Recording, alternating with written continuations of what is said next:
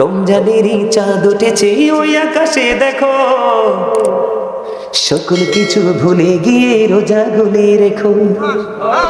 রমজানেরই চাঁদ উঠেছে ওই আকাশে দেখো, সকল কিছু ভুলে গিয়ে রোজা গুলে রাখো। আমি বলছি বারে বার তুমি আসবে না তো আর, আমি বলছি বারে বার তুমি আসবে না তো আর, একদিন তো যেতে হবে তুমি মনে রেখো।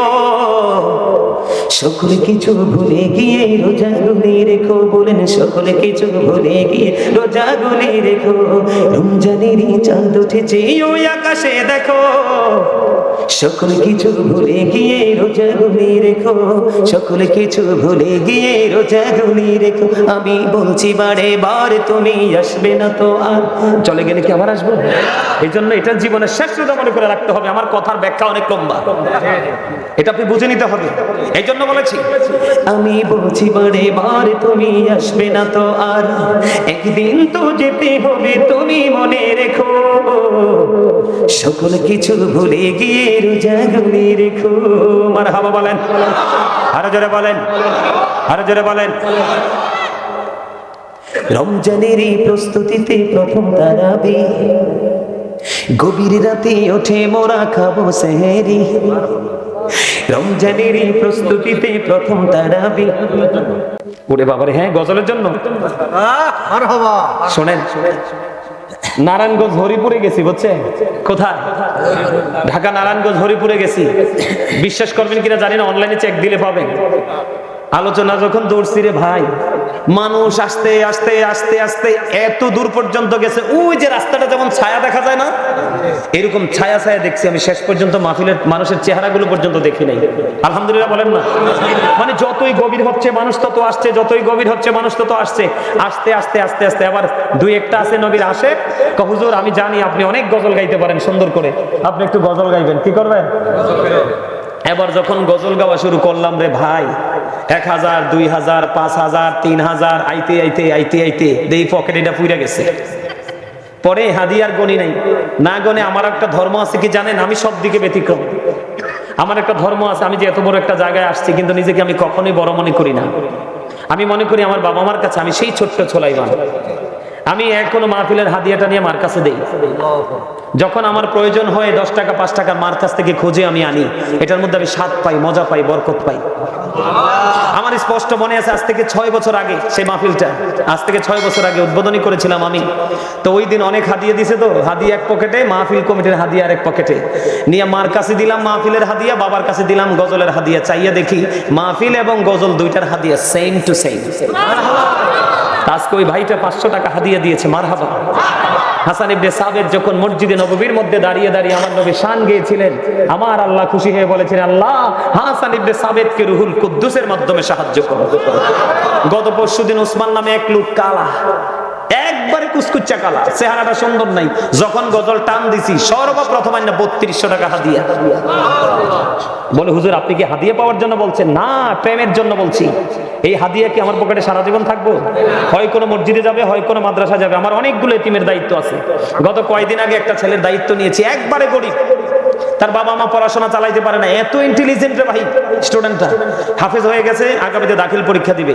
সবগুলো কিতাব আমি কিনে দিয়েছি এবং আমার গাজী ফাউন্ডেশনের যে পেজ, ওটাতে দেখবেন আপনারা, ওই ছেলের কামেল করা পর্যন্ত দায়িত্ব আমি নিচ্ছি। আলহামদুলিল্লাহ। আমি বলছি তুমি যতদিন পড়তে চাও, প্রয়োজনে দেশের বাইরে আমি তোমাকে নিয়ে পড়াবো।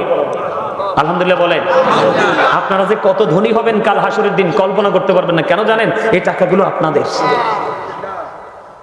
আপনারা যে কত ধনী হবেন কল্পনা করতে পারবেন না কাল হাসরের দিন, কারণ এই টাকাগুলো আপনাদের। আল্লাহ শুধু আমাকে বেনিফিশিয়ারি করবেন, আপনাদেরকেও করবে। কারণ আপনারা তৃণমূল পর্যায়ের মানুষ, কৃষক, ফার্মার, আপনারা অনেক কষ্ট করে টাকা জমিয়ে মাহফিলে হাদিয়া দেন, আর আমরা এরা ওয়াজ করে শেষে নিয়ে যাই। এটা কখনো যায় মাদ্রাসায়, কখনো যায় আমার দ্বারা। আমি অনেক পরিবারকে টিউবওয়েল বসাই দিছি, পানি খেতে পারে না। আলহামদুলিল্লাহ বলবেন না? আরো জোরে। আসলে সত্যি করে কম তো আমার লেখা গজলটাকে আপনাদের কাছে ভালো লাগতেছে? হ্যাঁ, ভালো লাগতেছে? আচ্ছা আমি আবার গাই। হ্যাঁ, রমজানেরই প্রস্তুতিতে প্রথম তারাবি, গভীর রাতে উঠে মোরা খাবো সেহেরি, সেহেরিতে বরকত আছে হাদিস খুলে দেখো।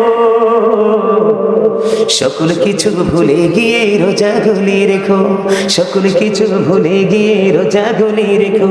রমজানেরই চাঁদ উঠেছে ওই আকাশে দেখো, সকল কিছু ভুলে গিয়ে রোজা গুলি রেখো। আমি বলছি বারে বার তুমি আসবে না তো আর, আমি বলছি বারে বার তুমি আসবে না তো আর। একদিন তো যেতে হবে তুমি মনে রেখো, সকল কিছু ভুলে গিয়ে রোজা গুলি রেখো। মারহাবা। গজলটা অনেক লম্বা, যদি ভালো লাগে অনলাইনে পুরোটা গাওয়া আছে, ওখান থেকে শুনবেন। আরেকটা গাইবেন? সবচেয়ে প্রিয় হলো রমজানেরই মাস, আর কাঁদিস না পাগল মন প্রাণটা ভরে হাস। এটা গতবারের আগের বারের লেখা, আর এই যে এটা একটু আগে গেছি এটা গতবারের লেখা। সবচেয়ে প্রিয় হলো রমজানেরই মাস, বলেন সবচেয়ে প্রিয় হলো রমজানেরই মাস। আর কাঁদিস না পাগল মন প্রাণটা ভরে হাস, আর কাঁদিস না পাগল মন প্রাণটা ভরে হাস। আমার সবচেয়ে প্রিয় হলো রমজানেরই মাস।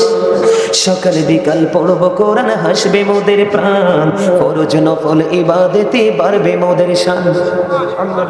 সকাল বিকাল পড়ব কোরআন, হাসবে মোদের প্রাণ, ফরজ নফল ইবাদতে বাড়বে মোদের শান। জোরে কর না মারহাবা, আরে জোরে কর মারহাবা, আরে জোরে মারহাবা। এটাও অনলাইন থেকে গাইবেন, দেখবেন পুরোটা গাওয়া আছে অনলাইনে। আলহামদুলিল্লাহ বলেন না? আরো জোরে, আরো জোরে। ভাল লাগছে না গজলটা? আরো জোরে মারহাবা। আরে দেখছেন নি, হাদিয়া নাই, 50 টাকা নিয়ে আইছে, এটা প্রেম। আরেকজন আনছে, মাশাআল্লাহ। মারহাবা কর, আরে দে দে, এসব হাসরের মাঠে পাইবি বেটা। আলহামদুলিল্লাহ কর, আরো জোরে। আরেকটা গাইবে একটু। সব সুখেরই সেরা যে সুখ রমজানেরই মাস, গোমরা হয়ে থাকিস না মন প্রাণে ভরিয়া হাস, মন প্রাণে ভরিয়া হাস। আবার কি গো পাবে তুমি, আবার কি গো পাবো আমি বেঁচে তোমার দেখা। এবার কাছে পেয়ে পূর্ণ হল মনের আশা গো, হল মনের আশা। পানে ভরিয়া হাসবে রে মুমিন, প্রাণে ভরিয়া হাসবে রে মুমিন, ফেলবি রে নিঃশ্বাস। মারহাবা কর না, আরে জোরে কর মারহাবা। এই গজলটা পুরোটা গাওয়া আছে, আপনারা শুনবেন। অনেকদিন গাই না তো, চর্চা নাই, ওয়াজ করতে করতে জান শেষ, জীবন শেষ। বেশি বেশি করে এগুলো অনলাইন থেকে শুনবেন এবং এগুলো শিখবেন, শিখলে দেখবেন অনেক কিছু পাবেন। আলহামদুলিল্লাহ বলেন। আর জোরে। মা গো, চাচা 200 টাকা হাতিয়ে দিছে। মারহাবা। আমি আমার ওয়াজটা করবো একটু, কারণ আমার অনেক আলোচনা বাকি আছে। রাত তো অনেক হয়ে গেছে, ওয়াজ কি শেষ করে দিব নাকি চলবে? আপনাদের কোনো সমস্যা আছে নি? সমস্যা আছে? তাহলে আমারও কোনো সমস্যা নাই। আরো যেরকম আলহামদুলিল্লাহ বলেন না?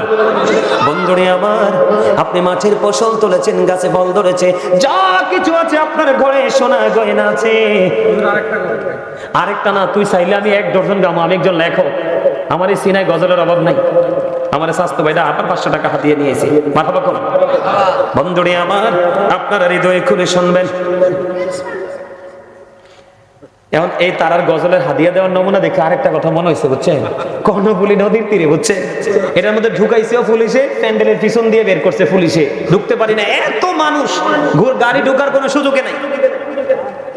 আপনারা অনলাইনে দেখবেন, আমি যখন গজল টান দিছি এমন ভাবে মুরব্বীরা হাদিয়া নিয়ে আসা শুরু করছে। এই ওয়াজটা আছে অনলাইনে, আমি এটা দেখলেও এখনো হাসি। তো গজলের হাদিয়া নিতে নিতে আমি দেখছি আমার শোল লইরা যাইতেছে। তখন এক পর্যায়ে বলছি, দাদা চাচা আপনারা যদি হাদিয়া দেন আমার একটু পরে দিয়েন, আমার কি দিয়ে একটু পরে দিয়েন, আমি গজলটা একটু ভালো করে গাইতে দেন। আলহামদুলিল্লাহ বলেন। আসলে কি জানেন, এই যে 50 টাকা 100 টাকা, টাকাটা কিন্তু এই যুগে বেশি কিছু নয়। এই টাকাটা আপনারা কিভাবে পাবেন? প্রেমে পড়ে দিছেন না? কি দিছেন? প্রেমে পড়ে দিছেন। আপনি গরুর বাচ্চা কিনেন না, গরুর বাচ্চাটা পালতে পালতে একদিন বড় হয়, মা হয়, বাচ্চা দেয়, ওই বাচ্চাটা মা হয়, আবার বাচ্চা দেয়। এরকম করতে করতে কি গৃহপালিত পশুর যে ঘরটা পুরোপুরি হয়ে যায় না? ঠিক আপনার আমার এই দান, এবার মসজিদে দেন, মাদ্রাসায় দেন, আল্লাহর সন্তোষের জন্য খুশিতে দেন, সবগুলো ওই বৃহৎ আকারে পাবেন। দিয়েছেন ছোট্ট, অনেক বড় পাবেন। আল্লাহ কবুল করে নিক। সকলে বলেন আমিন। আরো জোরে বলেন আমিন। আর একটু মহাব্বতে, আরো জোরে আলহামদুলিল্লাহ বলেন। বন্ধুরে আমার, আমার নবী, আপনার নবী, দু জাহানের বাদশা নবী, তিনি বলে দিয়েছেন, তোমরা সম্পত্তির যেমনি করে জাকাত দাও, তেমনি তোমাদের দেহের জাকাতটাও দিয়ে নাও। ইয়া রাসূলুল্লাহ, ইয়া হাবিবাল্লাহ, নবী গো, ও প্রাণের নবী, দেহের জাকাতটা কেমন করে দেব গো নবী? আমার নবী যে একটা ডাক দিয়ে বললেন, দেহের জাকাত এমন করে দিবে রে, ওই দেহের জাকাত হলো পরিপূর্ণ রোজা রাখা। এখন পরিপূর্ণ রোজা বলতে কে বোঝায় বন্ধু? আমি আপনাদেরকে বলি, কারো গীবত করা যাবে না। ও বন্ধু, আমার দিকে তাকান, সুদ খাওয়া যাবে না, ঘুষ খাওয়া যাবে না, কারো গীবত করা যাবে না।